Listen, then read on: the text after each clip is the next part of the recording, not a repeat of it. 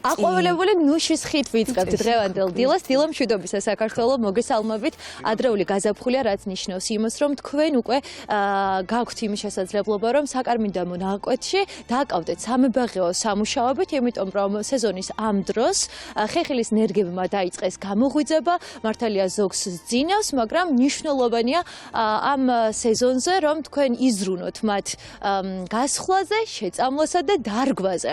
თითოეულ მათგანში თუ რა უნდა გაითვალისწინოთ ამ ყველაფერს დღეს გვეტყვის აგრონომი თენგიზ კუტალია. ბატონო თენგიზ, დილა მშვიდობისა. მოგესალმებით თქვენს მაყურებელს, დიახ. ადრიანი დილიდან ხართ ჩართული სამებაღეო სამუშაოებში, იმიტომ რომ დაიწყეთ მუშაობა.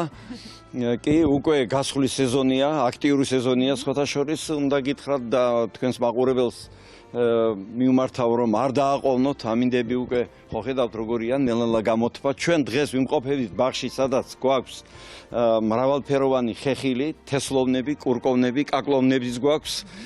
ამჯერად მე ყურადღებას გავამახვილებ აი თესლოვნებზე, კონკრეტულად ვაშლი. გასხლის დროს გაითვალისწინეთ, რომ სწორად იყოს ფორმირებული ჩონჩხის ტოტები. აი ესენი გახლავთ ჩონჩხის ტოტი, პირველი რიგის ტოტი, რომ მას ჰქონდეს ჯამისებური ფორმა, ამ ადგილას უნდა იყოს განათება, არ უნდა იყოს შიგნით ჩახშირება.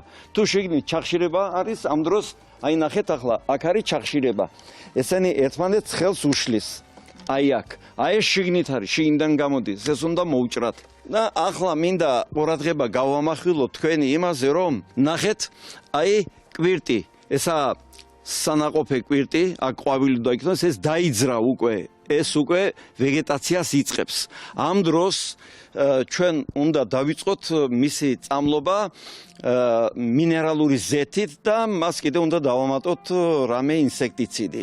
იმისათვის რომ ორმაგი დარტყმა მივაყენოთ უკვე გამოზამთრებულ მავნებლებს. გასხლის პროცესი რაზე არის დამოკიდებული? ეს თვითონ კვირტისა და ხის მდგომარეობაზე თუ კალენდარულ დღეზე და არ არის დამოკიდებული კალენდარულ ვადებზე. გასხლა დამოკიდებულია კვირტის ფაზაზე. ჩვენ უკვე ვახსენეთ, რომ აქტიური სამზადისი მიმდინარეობს გასხლის, თუმცა ასევე მნიშვნელოვანი არის, რომ ვიზრუნოთ მცენარეებისა და ხეხილის ნერგების შეწამლაზე. როგორ უნდა დავამზადოთ წამალი? ამ ყველაფერს ახლა პირდაპირ ეთერში გაგიზიარებთ. მე ახლა აგერ მაქვს შესაწამლი აპარატი და მე ავიღებ ახლა მინერალურ ზეთს, მე 10 ლიტრაზე ვამზადებ მინერალურ ზეთს. უნდა იყოს 2%-იანი, ანუ ყოველ 10 ლიტრაზე 200 გრამი. ხოლო შემდეგ ამას ვამატებ მე 0,1%-იანს კიდევ მეორე ინსექტიციდს, ანუ 10 გრამი, აი ეს 10 გრამი საკმარისია იმისათვის, რომ 10 ლიტრაზე აი ეს გავაზავოთ. აუცილებლად თქვენ როდესაც წამლობას შეუდგებით, აუცილებელია რომ გქონდეთ დაცვის საშუალება, იმიტომ რომ ადამიანის სკანი ალერგიულია, ზოგი მიჩვეული არ არის ამას, აუცილებლად უნდა გქონდეთ პირბადეც, სათვალეც რომ დაცული იყოთ. დავიწყოთ ზევიდან. აი ასე საგულდაგულოდ, აუჩქარებლად, რომ ყველგან შეესხუროს და აუცილებლად უნდა იქნეს დამუშავებული ღერო. ცენტრალური ღერო. დღეს ძალიან აქტიურად ჩავერთე მეც ამ სამებაღეო საქმიანობაში. ახლა რა უნდა გავითვალისწინოთ ხეხილის დარგვის შემთხვევაში? აი მე მაქვს აგერ ვაშლის ნერგი, ეს სტარტი ძალიან კარგი, სხვადასხვის ნერგიც კარგია და ვაშლიც კარგია. უნდა გავითვალისწინოთ შემდეგი, რომ ყიდვის დროს ეს უნდა იყოს კარგი დაფესვიანებული, ძალიან კარგი. საკმაოდ მსხვილიც უნდა იყოს. და ამიტომ დარგვის დროს საგულდაგულოდ უნდა მომზადდეს ორმო, აი ესეთი ზომის ორმო. first მოგახსენებთ, ფესვები შევკრიჭოთ იმისათვის, რომ ქვევით არ გამრუდდეს, არ აიკეცოს.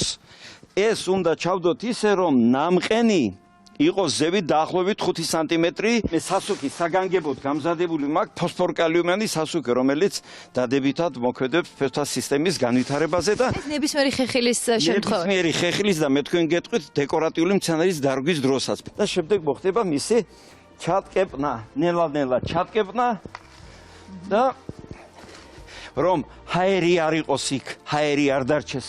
ფესვებთან რომ პობა არ წავიდეს, შემდეგ სად გადავჭრათ, ასე ხო ვერ დავტოვებთ. უნდა გადაიჭრას დაახლოებით 60-70 სანტიმეტრზე და ვნახოთ სად არის კარგი კვირტი. კეთილი, მე მგონი უკვე ვნახეთ როგორ უნდა დავრგათ ხეხილის ხე. ძალიან დიდი მადლობა უნდა გადაგიხადოთ. მე იმედი მაქვს რომ ჩვენი ტელემაყურებლისთვის საჭირო რეკომენდაციები გავეცეთ. ჩვენ გემშვიდობებით, თუმცა მომდევნო საათში კვლავ დაგიბრუნდებით, დროებით გემშვიდობებით და მომდევნო ჩართვაში უკვე გასწავლით როგორ უნდა გავსხლათ ვარდი იმისთვის რომ თქვენი ეზო და ბაღი იყოს კიდევ უფრო ლამაზი და გაფერადებული, აი ასეთი აქტიური სამუშაოებით, გემშვიდობებით, დროებით.